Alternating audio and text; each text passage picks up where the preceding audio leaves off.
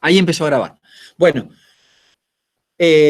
además de la fascinación que les producen a los intelectuales lo que sucede en Europa con los totalitarismos, el otro gran espanto lo van a ver ellos a presenciar con el capitalismo en tanto industria cultural. Es decir, ellos van a desarrollar el concepto de industria cultural como esta capacidad que tiene el sistema capitalista de producir cultura de manera seriada o serializada o estandarizada, digamos, ¿no? Para esto es importante comprender el concepto que ellos tenían respecto de lo que debía ser la cultura, entendida como esa instancia de superación, de esa instancia de vinculación del alma con el cuerpo, digamos, ¿no? Hay como toda una idea de trascendencia en la vinculación del ser humano con el, con el arte, digamos, ¿no?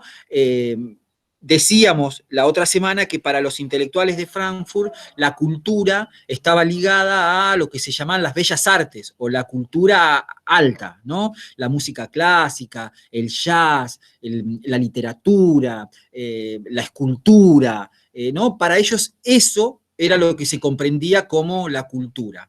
Entonces, cuando ellos migran a Estados Unidos, aterrizan en Estados Unidos y observan y ven cómo la cultura se produce de manera serializada, de manera estandarizada, como se producen los autos, los electrodomésticos, etcétera, etcétera, ven con espanto cómo esa producción serializada tiende a la pérdida de la autonomía del individuo. Es decir, lo vuelve una cosa. Por eso, de ahí se dispara la famosa frase: a una sociedad cosificada, es decir, vuelta cosa, le corresponde una cultura cosificada. Con la consecuencia que esto trae, que es la unificación, la normalización de la sociedad de las miradas. Es decir, una comprensión casi unívoca de la realidad, una única forma de comprender y de habitar la realidad. Ese es el campo de uno de los intelectuales de Frankfurt, que es Herbert Marcuse, ¿no? Lo decíamos en la clase anterior con su texto, su producción, que es El hombre unidimensional. Ahí él desarrolla cómo el capitalismo afecta de alguna manera a esa producción de la cultura, digamos, ¿no? Yo seleccioné, la semana pasada decíamos que, a ver si lo tengo acá, sí, acá. La semana pasada decíamos que el texto cabecera o el texto madre o el texto más importante que concentra toda la producción de Frankfurt, o por lo menos las ideas más importantes, es Dialéctica de la Ilustración, ¿no? Un libro escrito por Adorno y Horkheimer. Ahí ellos tienen un capítulo que nosotros se lo podríamos dejar, pero aunque sea de manera complementario, de manera así si quieren hacer alguna lectura, porque es bastante árido por momentos, pero no tanto. No tanto para después de todas esas lecturas puedan comprender o leer, aunque sea algunos párrafos o algunos pasajes de primera mano, de cómo escribían y cómo redactaban estas ideas de las que estábamos charlando. Supónganse, hay un capítulo que es precisamente el capítulo Industria Cultural, donde ellos dicen, voy a leer porque fíjense que no está tan lejos de lo que venimos charlando, es decir, no es algo que les pueda resultar tan ajeno. Dice, la tesis sociológica según la cual la pérdida de apoyo en la religión objetiva, la disolución de los últimos residuos precapitalistas, la diferenciación técnica y social y la extremada especialización han dado lugar a un caos cultural, se ve diariamente desmentida por los hechos. La cultura marca hoy todo con un rasgo de semejanza. Cine, radio y revistas constituyen un sistema. Cada sector está armonizado en sí mismo y todos entre ellos.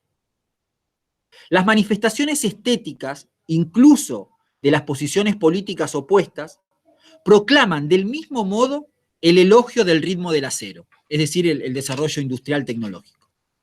Los organismos decorativos de las administraciones y exposiciones industriales apenas se diferencian en los países autoritarios y en los demás. Los tersos y colosales palacios que se alzan por todas partes representan la ingeniosa regularidad de los grandes monopolios internacionales a la que ya tendía la desatada iniciativa privada, cuyos monumentos son los sombríos edificios de viviendas y comerciales de las ciudades desoladas. Las casas más antiguas, en torno a los centros de hormigón, aparecen ya como suburbios, y los nuevos chalés a las afueras de la ciudad proclaman, como las frágiles construcciones de las muestras internacionales, la alabanza al progreso técnico, invitando a liquidarlos, tras un breve uso, como latas de conserva. Pero los proyectos urbanísticos, que deberían perpetuar en pequeñas viviendas higiénicas al individuo como ser independiente, los someten tanto más radicalmente a su contrario, al poder total del capital. Conforme sus habitantes son obligados a afluir a los centros para el trabajo y la diversión, es decir, como productores y consumidores, las células, vivienda, cristalizan en complejos bien organizados. El cine y la radio ya no necesitan darse como arte. La verdad de que no son sino negocio les sirve de ideología que debe legitimar la porquería que producen deliberadamente. Se autodefinen como industrias y las cifras publicadas de los sueldos de sus directores generales eliminan toda duda respecto a la necesidad social de sus productos. Digamos, no tiene pelos en la lengua. Es decir, lo que nosotros vamos explicando lo dicen claramente. Este es el artículo, es un pasaje del libro Dialéctica de la Ilustración. Es decir, tanto Adorno como Horkheimer explican claramente o denuncian claramente cómo la sociedad capitalista hace de la industria cultural un negocio. Y hace del arte y hace de la cultura un negocio. Claro, dicen que el cine y la radio, ahí hay una pregunta en el chat, dicen que el cine y la radio dejan de ser arte cuando se vuelven comerciales. Claro, incluso Adorno y Horkheimer lo que plantean es que hay como una cuestión más de fondo. Para que ustedes se den una idea, porque también hay que decir que la concepción que ellos tenían de cultura era una concepción súper elevada, ¿no? De ahí viene esta sensación que nosotros tenemos de cómo nos genera como esa especie de resquemor o de esa cosa particular ir a un museo de bellas artes o ir al Louvre en Francia, ¿no? O sea, esa distancia que se establece para ellos era buena porque era esa idea de trascendencia que generaba. A tal punto llega esa concepción del arte, sigo admitiendo, que ya para Adorno y Horkheimer, el cine y la radio en sí, ya su sola aparición representaba un producto de la industria cultural.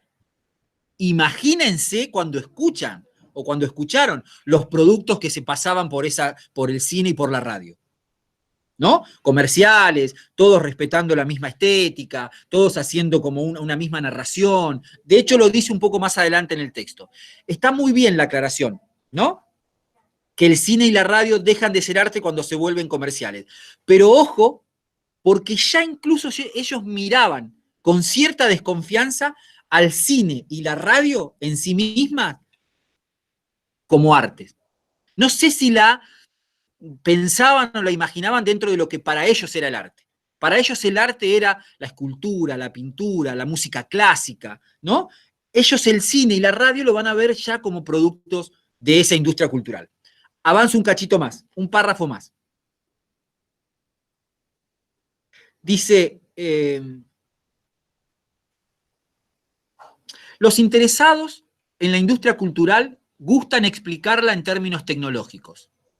La participación en ella de millones de personas impondría el uso de técnicas de reproducción que a su vez harían inevitable que en innumerables lugares las mismas necesidades sean satisfechas con bienes estándares. El contraste técnico entre los pocos centros de producción y una dispersión y una dispersa recepción condicionaría la organización y planificación por parte de los detentores. ¿no? Como que habría una limitación en producir arte en términos de cómo lo concebía Frankfurt, porque la masividad de los receptores hace que necesariamente se tenga que producir de manera serializada. Sobre el final de eso, y esto es lo último que leo, dice: la técnica de la industria cultural ha llevado solo a la estandarización y producción en serie y ha sacrificado aquello por lo cual la lógica de la obra se diferenciaba de la lógica del sistema social. Pero esto no se debe atribuir a una ley de desarrollo de la técnica como tal, sino a su función en la economía actual. La racionalidad técnica es hoy la racionalidad del dominio mismo. Es decir, bueno, básicamente ahí lo que hacen Adorno y Horkheimer es hacer un planteo muy fuerte de denuncia, básicamente, de cómo esa industria cultural no tiene una justificación por el propio devenir histórico. Es decir, se fue dando de manera natural, como dice ahí en el último pasaje. Es decir, evolucionó como evoluciona la técnica. Sino que hay una cuestión, denuncian ellos, mucho más interesada, mucho más vinculada con el desarrollo económico capitalista de Estados Unidos en ese momento, ¿no? Esa es la gran denuncia. Recuerden ustedes, cuando decíamos la otra clase, la clase anterior, cuando Paul Lazarsfeld discute con Adorno respecto de ese estudio o esa investigación. Adorno lo prepotea, ¿no? Y le dice, pero pará, vos querés ir a preguntar sobre qué música escucha la gente, pero no preguntás de quiénes son los medios, quiénes financian esta investigación, ¿cómo es la cosa? ¿No? Hay en los teóricos de Frankfurt un fuerte componente de denuncia. Porque esa denuncia tiene que ver prácticamente o virtualmente con el desarrollo de esa teoría o de esa escuela. Paso en limpio. Los pensadores de Frankfurt van a desarrollar su teoría en el marco de eso que van a denominar un fuerte proceso de mitologización. Mitología o mitologización con los movimientos totalitarios en Europa, ¿no? Y mitologización con el capitalismo y sobre todo con las industrias culturales en Estados Unidos, ¿no? Dicen que este proceso de mitologización afectan al pensamiento y la acción. Volvemos a apelar a nosotros mismos. Pensemos para adentro cómo tendemos como sociedad toda a tratar de pensar bajo los mismos estándares, a mirar la realidad bajo los mismos estándares, a realizar de manera simultánea y parecida más o menos los mismos consumos, a denominar normal y anormal más o menos todos iguales. Esa construcción casi única de concebir la realidad, de mirarla, es lo que espanta a los pensadores de Frankfurt, es lo que denuncian y es lo que muestran, ¿no? Dicen, eso va en detrimento fuertemente de la autonomía del individuo. Anula la conciencia crítica, destruye la capacidad causal del pensamiento y provoca o produce una pseudocultura hecha específicamente para el consumo. La pseudocultura, dicen los intelectuales, producto de la producción industrial de cultura, es la estrategia fundamental para disolver la conciencia crítica colectiva y consolidar un orden mitológico de comprensión de la realidad. Esa frase es clarísima, ¿no? Me lleva a las imágenes que pusimos ahí en la plataforma de la película The Wall, de la película, ¿no? Cuando van pasando y les van poniendo las ideas en la cabeza en esa cinta de transportadora. Bien. Una digresión o un paréntesis. En toda la producción de Frankfurt hay un intelectual que merece desagregarlo un poco, que es Walter Benjamin. Walter Benjamin, lo nombramos la semana pasada, él, digamos, claramente, digamos, forma parte de la escuela porque su producción va en ese sentido, porque es marxista, porque tiene una mirada crítica respecto del capitalismo en este mismo sentido, Pero él va a proponer una mirada o va a abrir una puerta, va a dejar abierta una puerta en la producción de los teóricos de Frankfurt, sobre todo, digamos, bajándole un poco decibeles a esa mirada tan radical que tienen sus compañeros de la escuela, digamos, ¿no? Para Benjamin, esa producción en serie o esa producción en serie de la cultura no tenía una carga tan negativa, o por lo menos tan negativa como la tenía para sus compañeros. Lo que Benjamin plantea básicamente es que de alguna manera esa industria que se baja de manera serializada, hoy podríamos verlo en el acceso que tenemos al cine a través de las plataformas, de la música en CD, de las plataformas de música Spotify, YouTube, para traer ejemplos a la realidad, ¿no? Para Benjamin, que no tenía esto en mente, sino los medios de ese momento, que eran el cine y la radio, por ejemplo, ¿no? Como formas estandarizadas de producir contenido, para Benjamin esas producciones representaban una posibilidad de que los sectores empobrecidos pudieran acceder a la cultura, que de otro modo no podía, gracias, que de otro modo no podía suceder, ¿no? Ustedes piensen o fíjense, aún en plena libertad o en plena sociedad de derecho y demás, no todos podemos acceder a ir a visitar un museo en México, en Estados Unidos, en Francia, en Inglaterra, ¿no?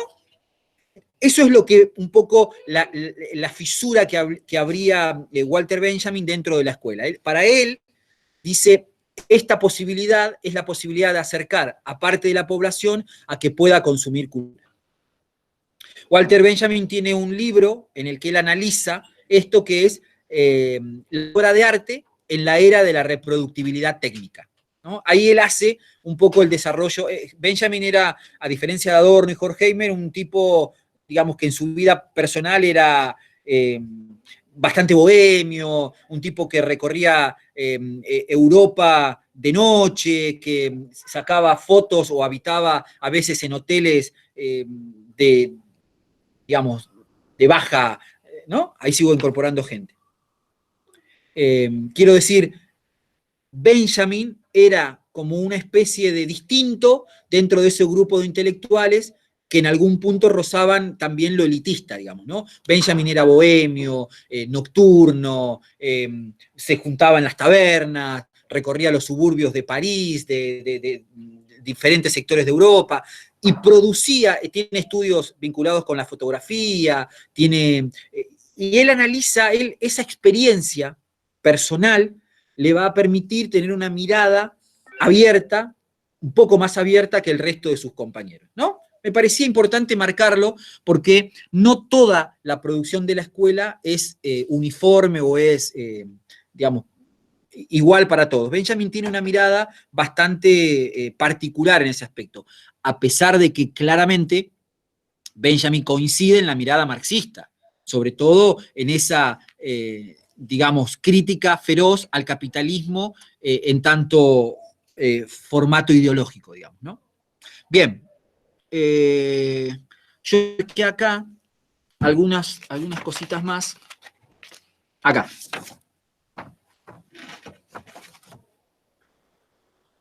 ¿Cómo vamos hasta ahí? ¿Se entiende? ¿Se entiende lo que voy contando?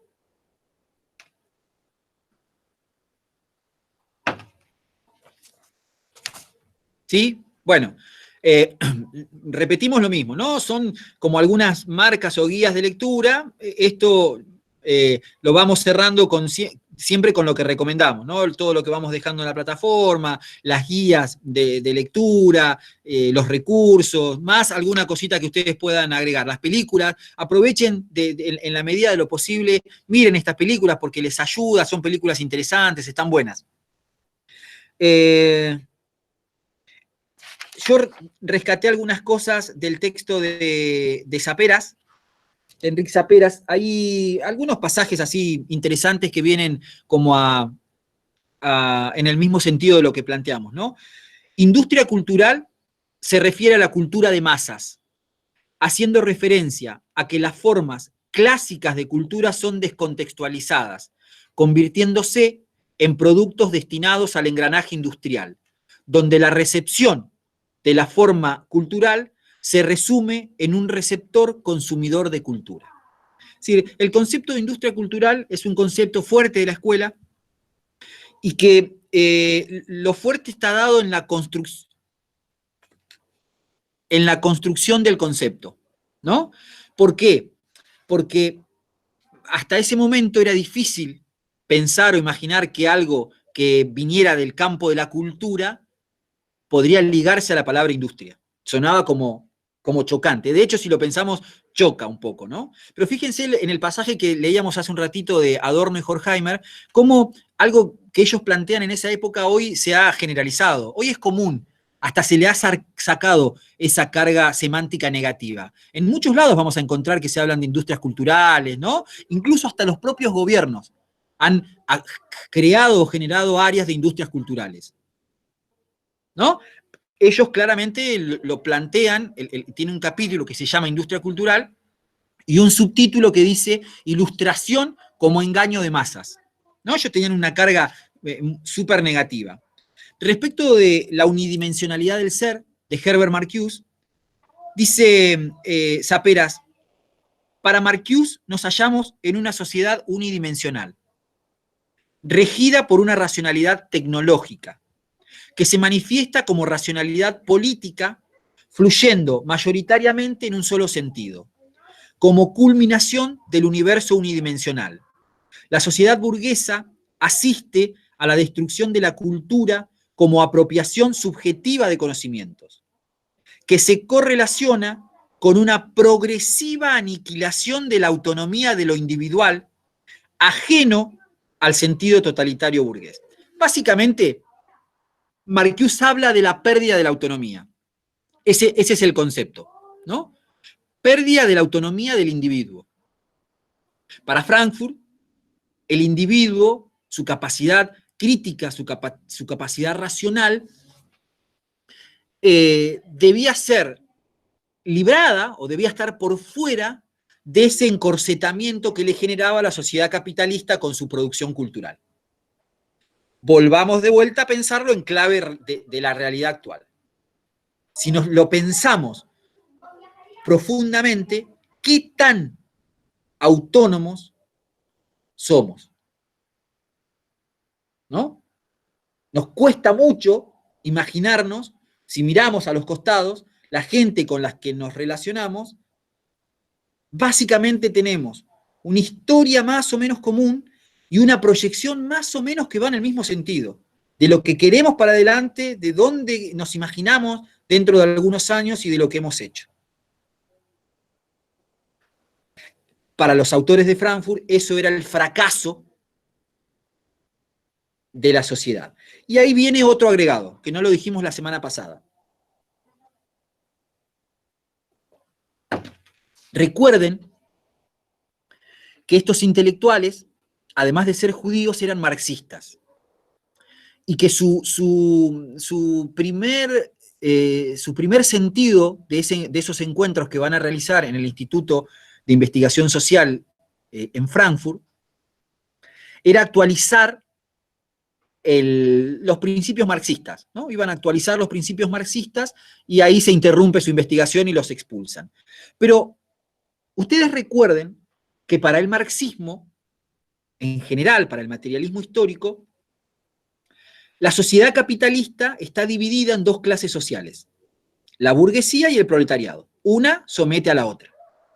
Esa relación se extiende durante la historia en la sociedad capitalista y lo que plantea Marx es que solo se resuelve esa dicotomía cuando se produce la revolución, ¿no? Porque la revolución, entendida en términos marxistas, era la supresión, lo que se conoce como el gobierno del proletariado y la supresión de las clases sociales. Los intelectuales de Frankfurt eran marxistas, de modo tal que ese componente teórico, esa comprensión de la sociedad, está presente. Por eso, ellos dicen que esa incorporación de la sociedad a los estándares de la sociedad capitalista hacen que abandonen las expectativas de cambio social. Ellos ven con frustración que se aleja la posibilidad de que haya un cambio social, una revolución. ¿Por qué? Porque el capitalismo logra construir una conciencia unívoca para todo el mundo, para toda la sociedad. Eso es importantísimo.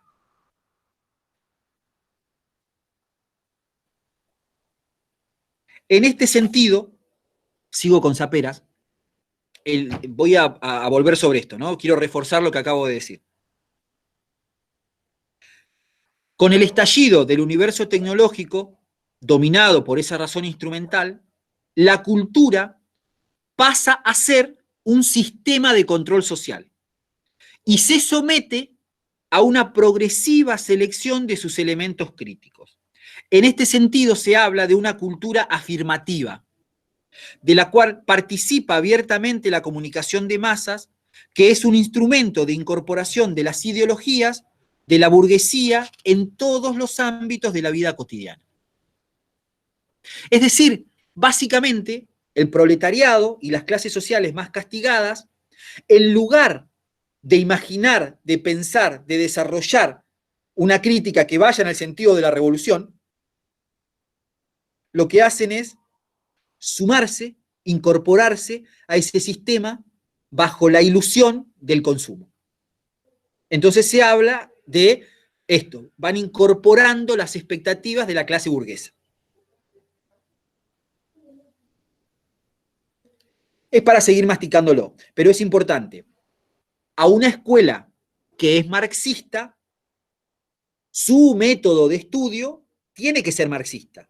Entonces lo van a analizar en esos términos. Van a analizar la sociedad en términos de qué tan cerca o lejos está la posibilidad de ese cambio social, de esa revolución.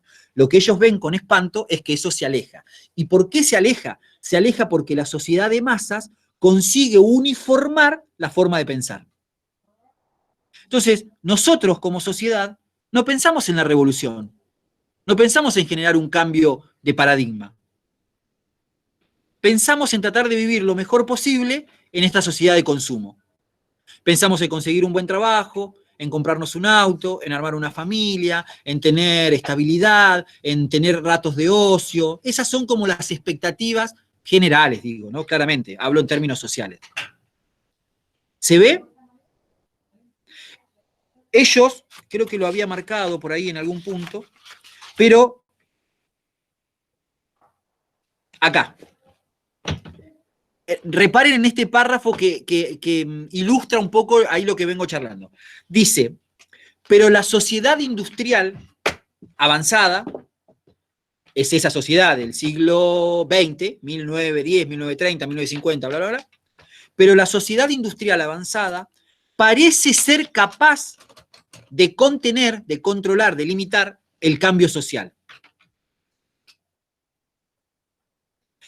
Dice, su progreso técnico, extendido hasta ser todo un sistema de dominación y coordinación, crea formas de vida y poder que parecen reconciliar las fuerzas que se oponen al sistema y refutar toda protesta. Ese me parece brillante. Es como el más claro de eso que veníamos charlando. Es decir, la sociedad industrial logra unificar todas las formas de pensar y neutraliza con esa industria cultural las intenciones de cambio, de protesta o de revolución. Es decir, nos pone a todos en la cinta esa de las expectativas de vida. Nos sumamos como sectores proletarios, como sectores castigados y demás, en lugar de pensar en la revolución, nos sumamos a las expectativas de la clase burguesa. Repito el párrafo. La sociedad industrial avanzada parece ser capaz de contener el cambio social. El progreso técnico extendido hasta ser todo un sistema de dominación y coordinación, crea formas de vida y de poder que parecieran reconciliar las fuerzas que se oponen al sistema y al mismo tiempo refutar toda protesta. Bien, Juli, ¿vas bien hasta ahí? Sí, sí, va bien, ahí me estaba desmuteando. No, lo que por ahí me hacía acordar esto que decías es a lo que decías la clase pasada acerca de que ellos no van a tener una propuesta, sino que simplemente, o sea, simplemente, no es simple, pero digamos, su aporte va a ser una crítica a la sociedad de masas, a la sociedad de consumo de aquel momento, sin proponer una nueva visión, un cambio, ¿no? Eso me parecía como para rescatar respecto de lo que habías dicho en la clase anterior. Sí, claro. No sé, no veo preguntas. No sé si alguno quiere hacer preguntas. Voy a aprovechar el chat y las vamos leyendo y contestando. Sería bueno.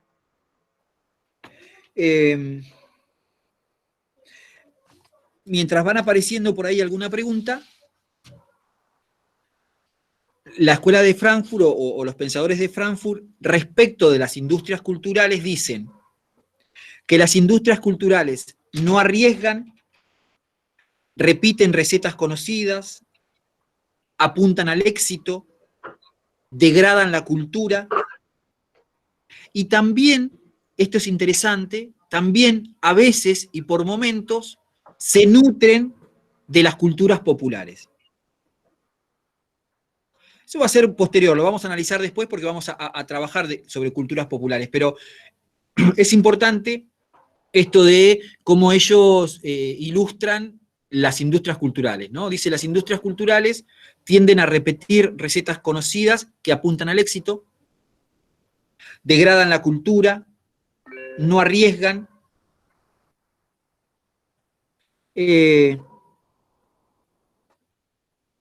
Dice,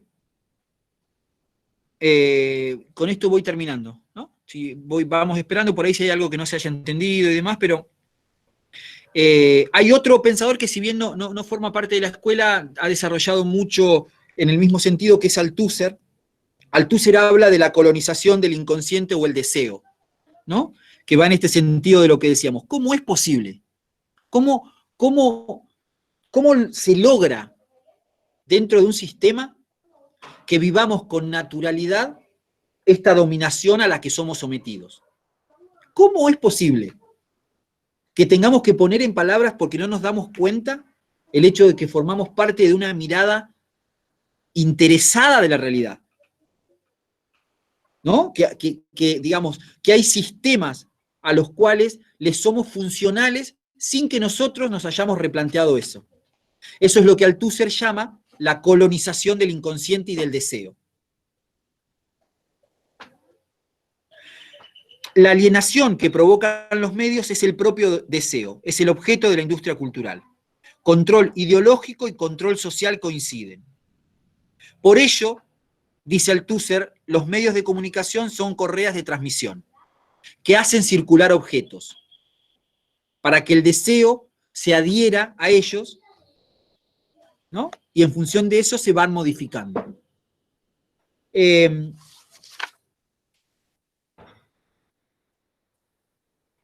Hay algunas cuestiones que dan vuelta un poco más sobre lo mismo. Respecto de cómo Frankfurt concebía el arte, para poder dejar clara bien esa diferenciación, para ellos el arte es el que proporciona un horizonte utópico en el que podemos trascender al propio individuo. Es la capacidad de conmover, la capacidad esa de subversión. Pensemos cómo en nuestra cabeza tan colonizada que tenemos, a veces una experiencia vinculada con el arte nos moviliza, nos estremece, sea la lectura de un libro, sea una experiencia con la música, con el arte, ¿no?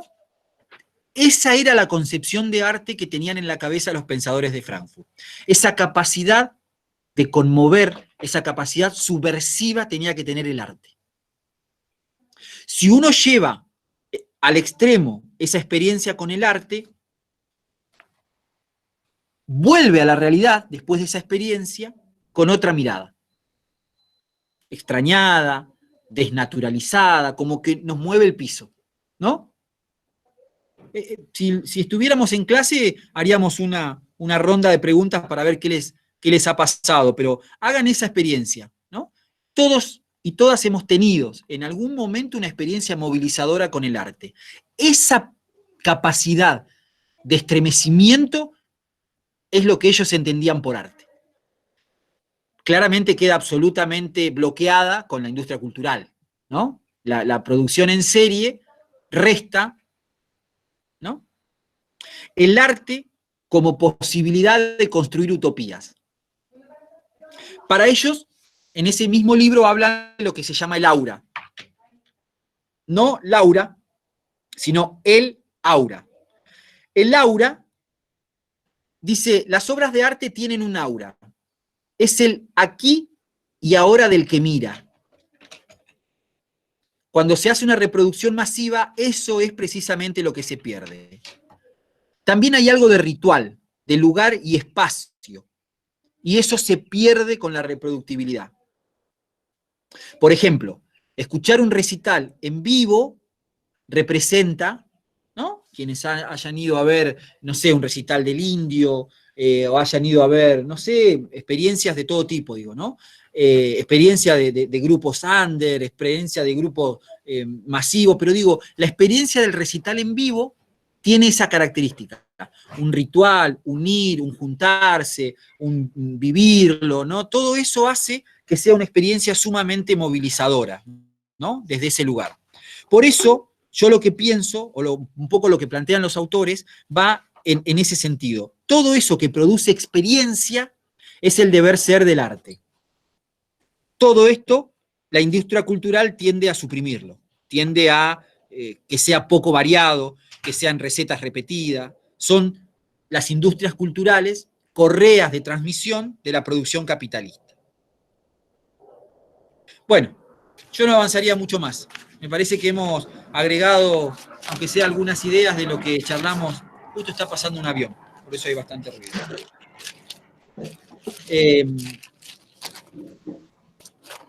Agregamos un poquito algo de industria cultural, contamos un poco de Walter Benjamin. Me parece que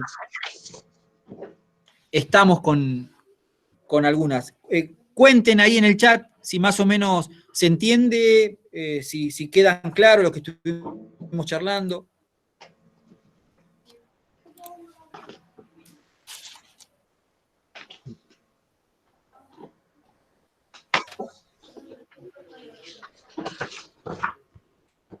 Bueno, Juli, ¿querés que les explique más o menos qué vamos a hacer con el parcial y todo eso?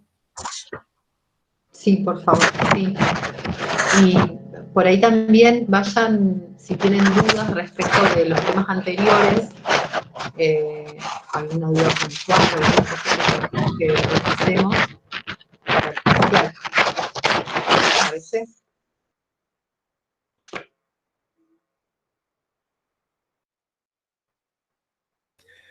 Te decía Juli, tenía apagado el micrófono, que Sí. hubo algo que hizo mucho ruido ahí, no sé qué, puede ser las hojas. ¿Qué decías al final? No te alcancé a escuchar. Sí.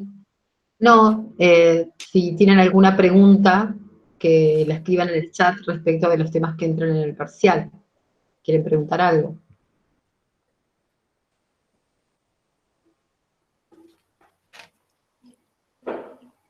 En principio, voy contando yo. Lo que vamos a hacer, o lo que entraría en el parcial, vamos a dejar afuera por ahora Frankfurt. ¿No? Frankfurt no lo vamos a tomar, para darle un poco más de tiempo y en todo caso lo evaluamos más adelante. Entonces, arrancaríamos, o cosas importantes para tener en cuenta. El concepto de comunicación, que es importante, ¿no? Trabajamos sobre todo, me parece importante el texto de Uranga, que ahí problematizamos, hablamos de vida cotidiana, de mirada sobre la comunicación y demás. El texto de Uranga es fundamental. También en esa primera unidad hablamos un poco de lenguaje, lengua, hablamos de signo, ¿no? De los signos, esa diferenciación que hacíamos entre signo, le agregamos la parte de signo lingüístico, porque va a ser el importante para la comunicación humana. Bueno, como todo ese primer bloque también, importante, vinculado con el tema de comunicación, ¿no? Problematización del concepto de comunicación, origen del lenguaje, la lengua, el habla, el signo, bueno, ¿no? Primera unidad. Y después ya hablaríamos de las escuelas. Básicamente de las escuelas nos vamos a focalizar en las escuelas norteamericanas, sobre todo digo en los aportes de la escuela norteamericana, ¿no? Las diferenciábamos en esos 3 o 4 subescuelas, la Mass Communication Research, el flujo en 2 etapas, la escuela de Chicago, la teoría de la información, bueno, digamos, ¿no? La teoría matemática, que tienen, decíamos, muchas características comunes. Las hemos charlado, las hemos leído, hicieron los prácticos, escuela norteamericana y colegio invisible, ¿no? La escuela invisible, ahí tenemos el texto de Ives Winking, que es fundamental. También tenemos Matelar, que atraviesa a las dos escuelas, las dos miradas, así que me parece que hasta ahí llegaríamos. Esto sería unidad 1 y unidad 2. Sí, no se olviden también del texto de López Pérez, que hace la crítica a la teoría matemática. Ese Correcto, texto es sí. importante también. No sé, a ver si hay alguna pregunta.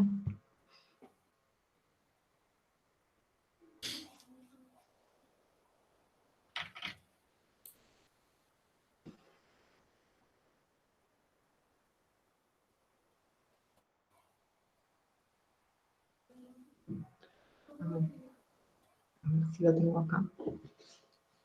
Y Lou Enríquez, abrí el micrófono si querés y contala, ¿qué decía puntualmente de la plomería? No sé si es algo como demasiado minúsculo ahí en el texto, o si no escribir un poquito, a ver, contalo de qué se trataba esa parte.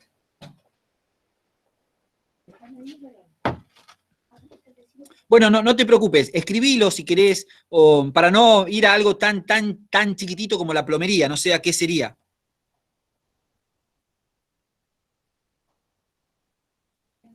Ahora voy a explicar un poquito el tema de cómo hacemos el parcial, ¿sí?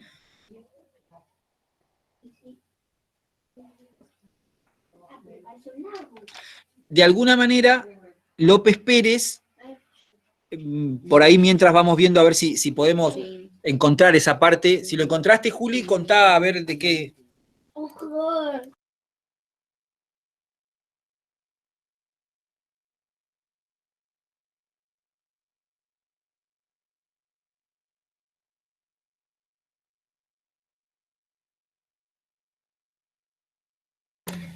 ¿De plomería no hablará Juli de ingeniería? ¿De los ingenieros? No.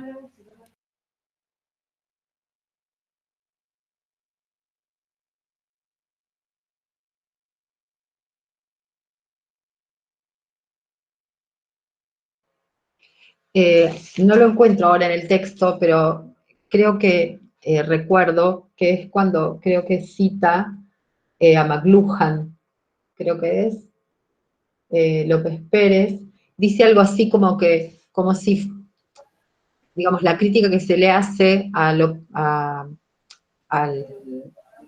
la teoría A la matemática, escuela, sí. claro, a la escuela, es que plantea como la analogía como si fuera una tubería, no sé, de agua, donde el agua se mete por una tubería y así como se metió, salió del otro lado. Como que esa es la concepción que tiene la teoría matemática respecto del proceso de comunicación. Yo creo que hace alusión a eso, esto de la plomería. No Debe lo ser, encuentro. debe ser en relación con eso. Ahí nos marcaron la página, mirá. Ah, ¿en qué? A ver. Claro, es lo que dice López, es lo que dice McLuhan. A ver, acá tengo el texto.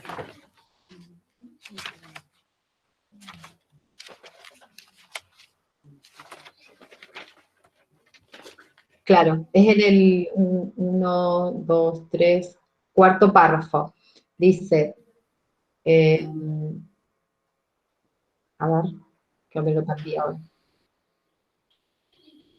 Claro, dice, nuestra teoría de la comunicación en Occidente en el primer mundo es la del tubo. Se pone información en un lado y se empuja hasta que aparece por el otro. Los efectos de ¿A la dónde? es el anteúltimo párrafo, el que dice al final Joffre. Ah, sí. Pero Se pone información de un lado, se empuja y aparece del otro. claro, está bien. Sí, en Como todo esa idea. caso, está muy bien, Juli. En todo caso, A ver qué escribe no, luego. ahí hay más en el. Dice, esta es una especie de modelo de plomería, de un recipiente de hardware para un contenido software. Subraya la idea de dentro y fuera y presupone que la comunicación es una especie de apareamiento real y no de creación resonante, dice esto. Claro, en realidad va en el mismo sentido. O sea, las críticas hacia el modelo apuntan todas hacia un mismo lado, es decir, su carácter instrumental y su carácter de movilidad lineal, ¿no? En términos de lo que entra por acá, por eso habla de hardware y software, lo que entra por acá y lo que sale por acá. Es decir, ese es un poco el modelo visual para poder comprender la realidad, que es un poco lo que se critica desde el texto de López Pérez. Es decir, eh, sea como sea, un poco lo importante de tratar de rescatar de la crítica es eso. Se critica esa tendencia a imaginar, a pensar, a escribir a la comunicación de manera lineal, simplificada, reduccionista e instrumental. Básicamente hace eso, hace referencia a eso, ¿no? A un esquema conceptual reducido, acotado, pero que se puede graficar de manera lineal, donde empieza en un lugar y termina en otro, ¿no? Algo así. ¿Alguna otra pregunta?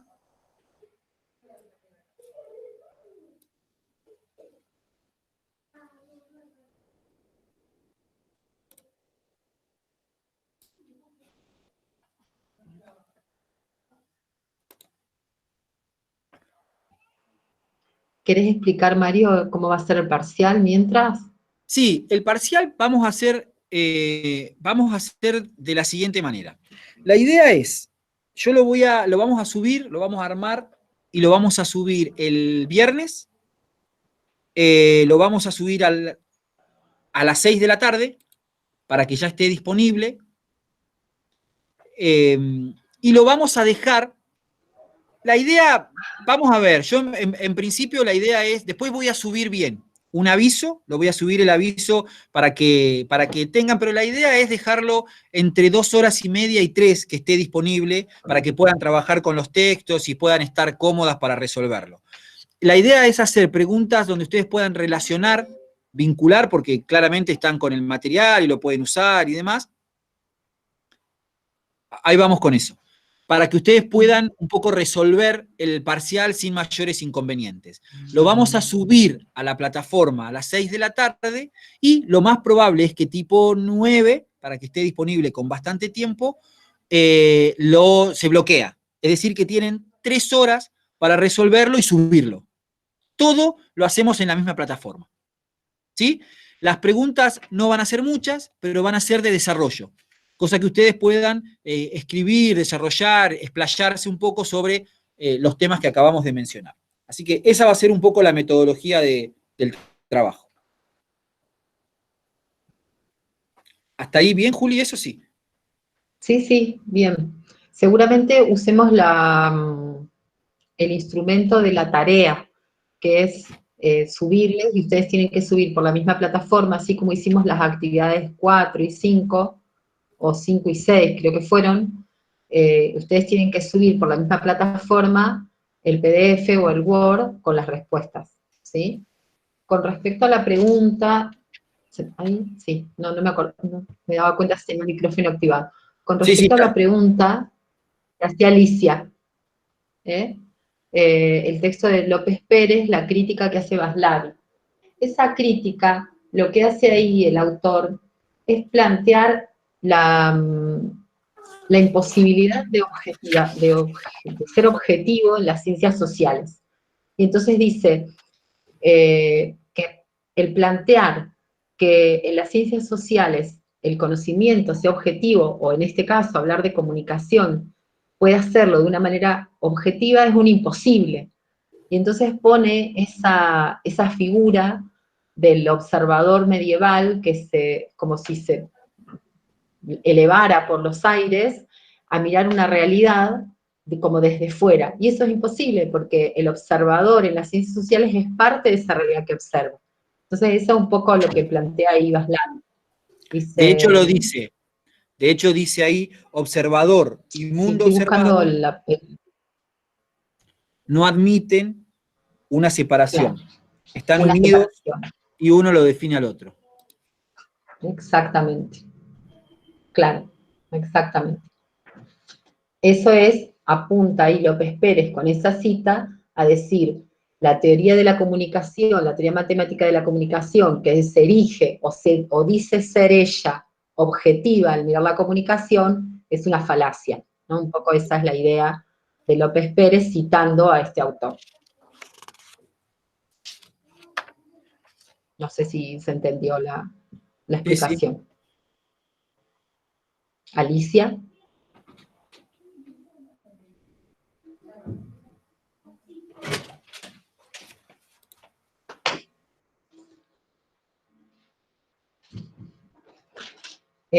Una cosita quería decirles respecto de la primera parte, utilicen sobre todo el texto de Pedranti, que es un texto sencillo, fácil de leer, ese les va a ayudar a ir, para la primera unidad, a ir como encadenando el resto de los textos que pusimos, ¿sí? Porque ese texto les ayuda, es como podríamos decir, como un colchón donde se van metiendo el resto de los textos, hablando de la primera parte, ¿sí? Eso les va a ayudar, creo.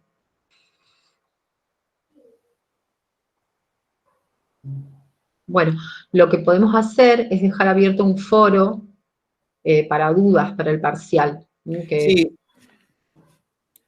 Sí, sí, eso yo lo hago. está bueno, Juli, porque si no por ahí se empiezan a repetir las preguntas, es decir, cada uno individualmente vamos a tener preguntas repetidas Claro, por 4, por 5. Por ahí claro. conviene poner las preguntas en el foro y las vamos respondiendo desde ahí. Claro, y estén atentos cuando entran al foro, fíjense primero si esa pregunta no fue realizada por algún compañero y respondida por nosotros, ¿sí? Si no, utilicen el mismo tema para ir repreguntando. Eso está bueno. También porque les ayuda a seguir la explicación, ¿no? Bueno, no sé si Respecto, algo más. no, dejo solamente una aclaración ahí que plantea Diego sobre el final nada más, pero para que lo retomen Ah, después y sí. lo puedan ver. Recuerden que uno de los aportes más importantes del Colegio Invisible tiene que ver con esta cuestión conceptual de criticar la construcción o el enunciado que se desprendía de la escuela anterior, que la comunicación era siempre verbal, consciente y voluntaria. ¿Se acuerdan? Decíamos, para la escuela norteamericana, la comunicación siempre debía ser verbal, consciente y voluntaria. La escuela invisible critica eso. ¿Se acuerdan que hablábamos de los actos fallidos y hablábamos de cómo a veces nos ponemos colorados cuando no queremos ponernos colorados, etcétera, etcétera? Todo eso habla de la presencia, va a coincidir con la aparición de la psicología fuertemente, pero de alguna manera empiezan a aparecer esta cuestión de cómo los trastornos psicológicos o las cuestiones vinculadas con eso precisamente, con el funcionamiento de la mente, tenían una estrecha relación y tienen una estrecha relación con cuestiones vinculadas con la comunicación. Con lo no dicho, por ejemplo, ¿no? Que es uno de los trastornos más comunes vinculados con las perturbaciones psíquicas. La escuela invisible empieza a meterse en esas cosas, ¿no? Empieza a tratar de involucrar en la comunicación aspectos de lo no dicho, ¿no? Bien. Juli, corregido, la mayoría. Ah, bueno. Bueno, entonces, parcial, lo subo el viernes. con algunas preguntas que vamos a armar con Julieta, lo subimos el viernes a las 6 de la tarde y tienen hasta las 9 para poder desarrollarlo. A las 9 lo cerramos y ya no se puede subir más, ¿sí? Así que a partir de las 6 de la tarde ya pueden entrar, lo descargan, lo hacen online, como quieran, lo resuelven y lo van subiendo. ¿Sí? ¿Se entiende? Sí, obvio, el parcial es individual. Sí, sí, es individual. Dudas y consultas, escriben al foro y ahí vamos revisando con Julieta y vamos contestando. Tranqui, porque las preguntas son todas en relación con las cosas que venimos charlando, son preguntas estructurales de comprensión de las escuelas. No hay preguntas ni arteras, ni puntuales, ni nada. Todas estas cosas que venimos charlando son las que un poco nos interesa que puedan después bajar en alguna producción de ustedes. Así que lo van a resolver sin ningún problema.